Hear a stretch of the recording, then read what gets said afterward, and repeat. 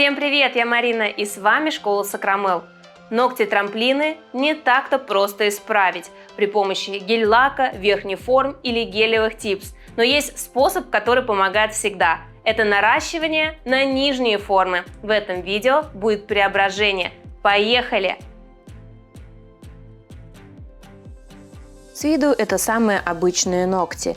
Но если посмотреть на них сбоку, то видно, что рост их идет вверх.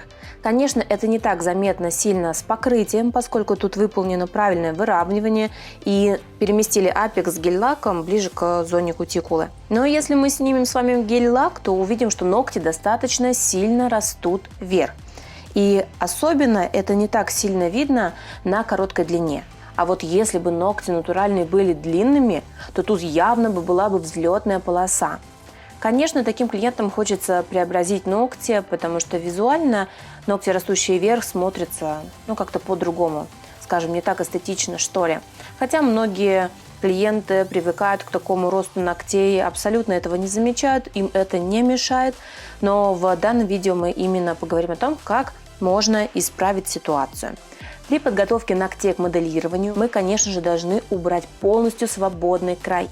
Если мы его оставим, то в таком случае форма будет установлена вверх, и ногти снова получатся трамплинообразными. Поэтому полностью его убираем, матируем поверхность ногтя при помощи пилки или при помощи жесткой стороны бафа и оформляем свободный край, полностью убирая его. Особое внимание уделяю ногтю по точкам вроста, не оставляя его. Если оставлять буквально даже миллиметр-два ногтя в этом месте, то могут появиться трещины по точкам вроста.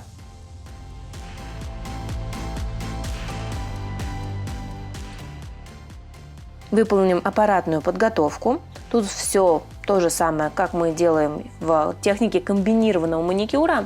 Единственное, кутикулу можно срезать как на этом этапе после обработки аппаратом, так уже и после выполнения моделирования. Все будет зависеть от вашего опыта, от вашего уровня мастерства, потому что зачастую новички делают сначала полностью маникюр, затем опил, и пилкой просто ранит клиента по свежему маникюру, либо кутикула махрится. Чтобы такого избежать, можно ее срезать в конце и, например, дополнительно зашлифовать. Подписывайтесь в социальных сетях, там вас ждет еще больше полезной информации.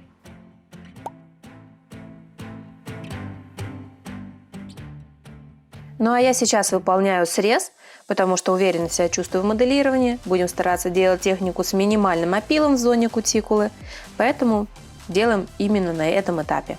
И при необходимости можно дошлифовать заусенцы при помощи той же алмазной насадки пламя с красной насечкой, либо оставьте шлифовку на конец.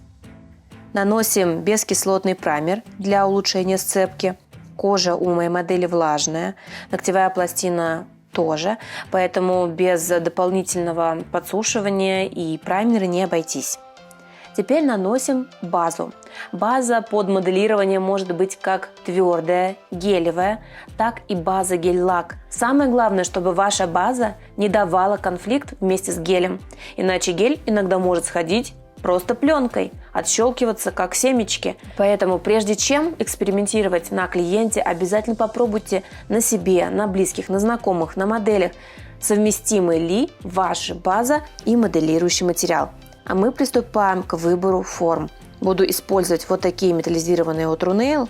Они на бумажной основе, просто достаточно хорошо держат арку. Указательные, как правило, у всех людей растут вниз, а у тех, у кого ногти взлетные, трамплинообразные, указательные, как правило, ровные.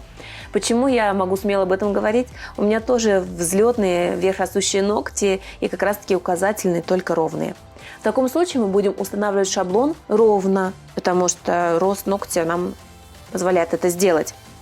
Важно, если мы видим углубление между ногтем и формой, нам необходимо подрезать центральную часть. От точек вроста ножничками отмечаю насечки и вырезаю углубление ушки, для того, чтобы форма хорошо обжалась под пальцем. Если не вырезать насечек, то в таком случае форма будет стоять широко, и ногти получатся как лопаты, а мы все-таки хотим более зауженного эффекта. Кстати говоря, еще одна особенность вверх растущих ногтей – это их поперечная арка. Наверняка замечали, что люди с такими ногтями имеют крутой процент арки, иногда как половина от круга. В таком случае также труднее подставлять форму. Поэтому если бы мы работали стандартными верхними формами, не нижними, то, скорее всего, они бы также не подошли по изгибу, и нам пришлось бы дополнительно выполнять манипуляции, чтобы верхние формы хорошо устанавливались.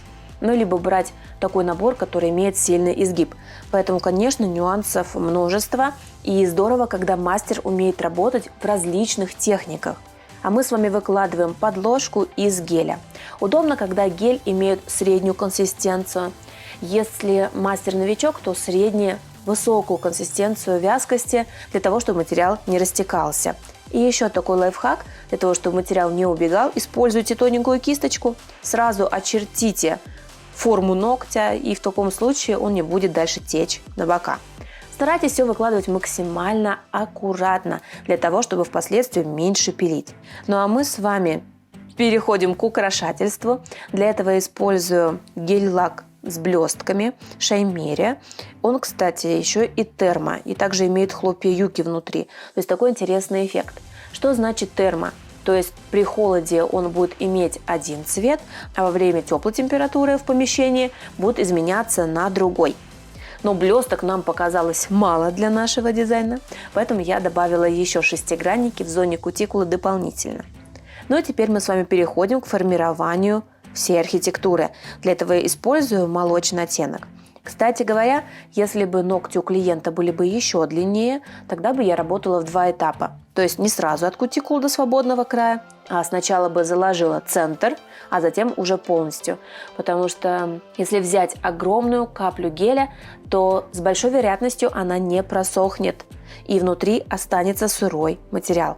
Гель выкладываем по принципу выравнивание ногтевой пластины. Хотите так, но на самом деле выравнивание пришло с моделирования. Наша задача оставить материал на зоне апекса и свести на нет к зоне кутикулы. Во время переворота руки следите за тем, чтобы материал стекал к апексу, а не к свободному краю, так как ногти могут получиться снова вверх растущими, если материала будет много на кончике. Хорошо просушиваем в лампе, окончательная полимеризация 2 минуты. Поджимать здесь не будем, так как ногти сами по себе арочные, ведь поджатие требуется не всегда, а только в тех случаях, которые его предусматривают. Снимаем липкий слой с покрытия геля и теперь приступаем к опилу. Тут нам нужен небольшой опил. Сначала придаем форму свободному краю, делая ее на заужение, у нас миндаль. Затем кладем палец на бок, устанавливаем пилку под ноготочек и опиливаем нижние параллели. Тут важный нюанс, что в форме миндаль нижняя параллель должна идти сначала прямо, а затем плавно подниматься вверх.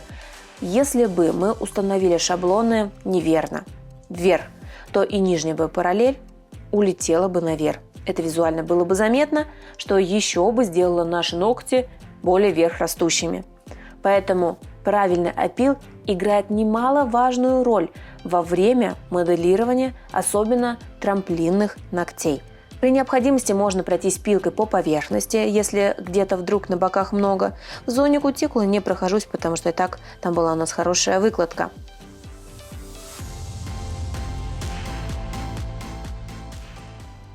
Теперь добавим дизайна. Это будет стемпинг, и добавим некоторые атрибуты Нового года, символы. New Year, снежинки. В общем, еще присутствует такое зимнее настроение, поэтому, думаю, еще можно выполнять такие дизайны. Ну а уже, конечно, в скором времени мы перейдем на другого вида дизайны, на более весенние и другие по цветам. Ну а пока что так. Хотите развиваться и знать больше о маникюре? Приглашаю в базу знаний школы Сакрамел. Более 20 видеокурсов по цене одного с получением сертификатов. Они доступны по всему миру. Чтобы присоединиться, переходите по ссылке в описании. И еще добавим наклейки для глубины дизайна. Получается очень интересно. Где-то стемпинг, где-то наклейка. Блестки наши. Хочется такой дизайн рассматривать. При этом он не кажется каким-то вычурным или кричащим. Ну и дополнительно в некоторых местах добавим вот такой блестящий гель-лак с крупными шестигранниками.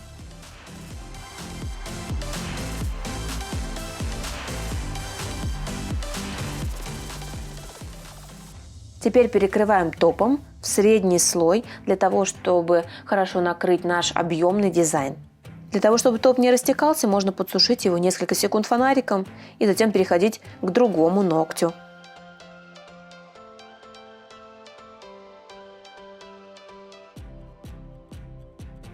И мой самый любимый момент, когда при покрытии топом наш дизайн становится явным, когда блестки начинают проявляться, имеет свой блеск. Вот это самый крутой момент, когда ты видишь результат своей работы. Я думаю, вы тоже любите этот момент. Если да, поставьте пальчик вверх.